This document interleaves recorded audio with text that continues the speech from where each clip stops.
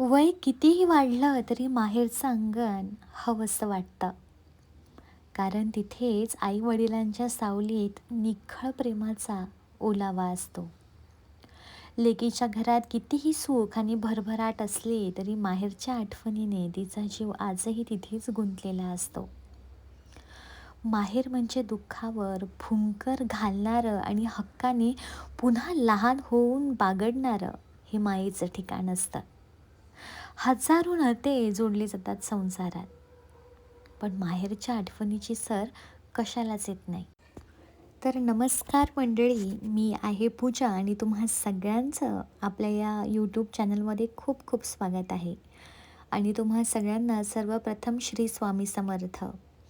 आज हा ब्लॉग टाकण्याचं कारण हे आहे की हा ब्लॉग मी बऱ्याच दिवसाआधी शूट केला होता, जेव्हा मी अधिक महिन्यासाठी माहेरी गेली होती तेव्हा.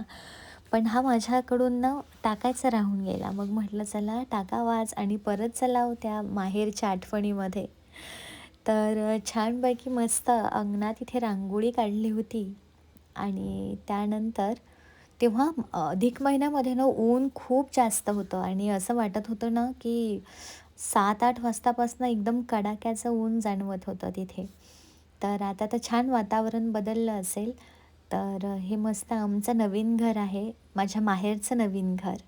आणि सगळे घरात असले की कसं घर ना गोकुळासारखं वाटतं. आणि अधिक महिन्यामुळे छानपैकी मस्त मी, ताई आम्ही दोघी बहिणी आलो होतो आणि तिची मजा असते ना सगळ्या असल्या की, तर ती मजा काही वेगळीच असते. आणि इतके छान गेलेत ना ते दिवस की अजूनही आठवलं तर अलगद असं चेहऱ्यावरती स्मित हास्य येतं.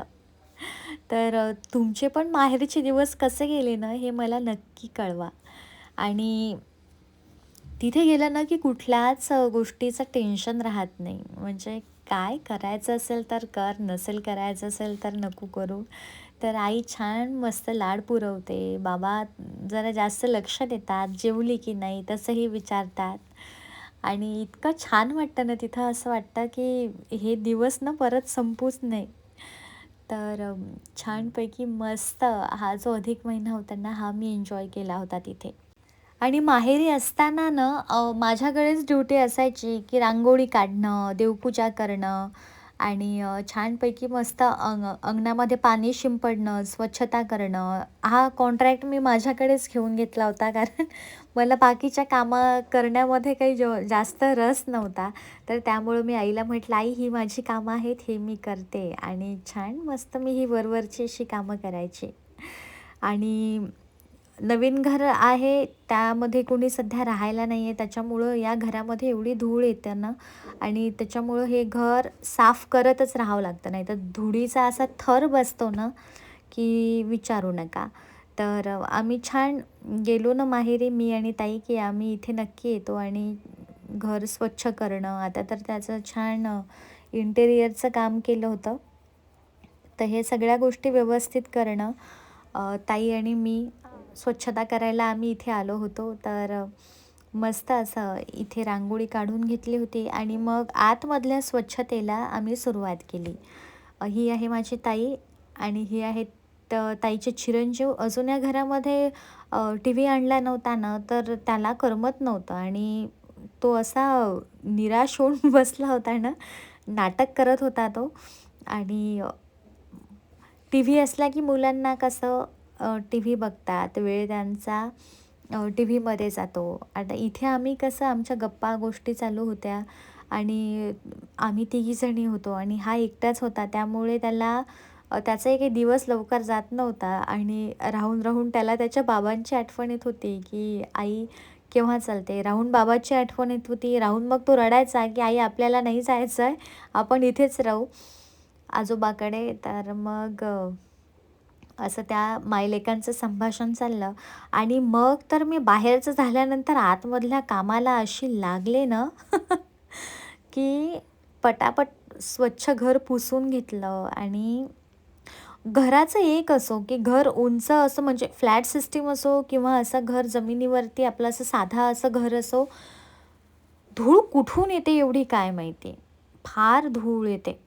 तर इथे पण तेच आहे. घर बंद असल्यामुळे एवढी धूळ येते ना आणि या घराचं एक चांगलं वैशिष्ट्य असं आहे, की खालची जी टाईल्स आहे ना, ती इतक्या छान कलरची आहे ना, की त्याच्यावरती पाणी पडलं तरी लवकर दिसून येतं आणि धूळ लवकर दिसत नाही. आणि आणि ती साफ करायलासुद्धा जास्त भारी जात नाही. तर असं छानपैकी मस्त साफसफाई करून घेतली. हळू सामान तिथे आणत आहोत लावायला. आणि माहेरी गेलं ना, की आमच्या बाबांना तर असं वाटतं, की आम्हाला काय आणावं आमच्यासाठी आणि काय नाही.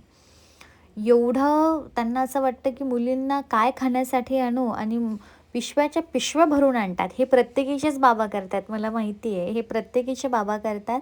तसंच आमचेही बाबा करतात. भरपूर असं आणतात खाण्यासाठी. तर छान खाव, मस्त कामं करावं, तर असंच रुटीन चालू होतं घरचं. आणि या किचनमध्ये सुद्धा आई तिथे स्वयंपाक करत होती आणि मी इकडे पोछा मारत होती. आणि पोछा मारता आमच्या गप्पा पण चालू होत्या. बाजूला ताई पण बोलत होती आणि ताईला जास्त मी शूट केलं नाही, पण ताईनी पण भरपूर कामं केलेत. तर असं पूर्ण जोर देऊन मी स्वच्छता करण्याचा इथे प्रयत्न करत होते. पण प्रयत्न नाही, मी केली स्वच्छता. तर असा छानपैकी मस्त हे दिवस चालले होते. आणि येता जाता याची खुरी काढायला मला फार आवडते. मी याची मावशी आहे, पण तो मला मावशी कमी आणि त्याच्यासोबत दंगामस्ती करणारी एक मुलगी जास्त समजतो. तर असं आमच्या दोघांचं नातं आहे. आणि एवढा वयाच्या मानाने समजूतदार आहे ना हा शिव मोंटाईचा मुलगा. फार वयाच्या मानाने खूप व्यवस्थितपणा आहे त्याच्यामध्ये. आणि त्याला म्हटलं, "आता खाली उतरायचं नाही तू, जोपर्यंत मी हा हॉल पुसून घेत नाही ना तोपर्यंत." आणि हे सगळं अजून डेकोरेट करायचं राहिलं आणि मी म्हटलं, आता मध्यंतरी जेव्हा मी जाईल ना, ह्या गोष्टी परत पुन्हा एकदा छान आणखी सजवायच्या आहेत. कारण आपण घर जेवढं छान सजवलं ना, तेवढं घर छान वाटतं आणि त्या घराला एक घर पण येतं.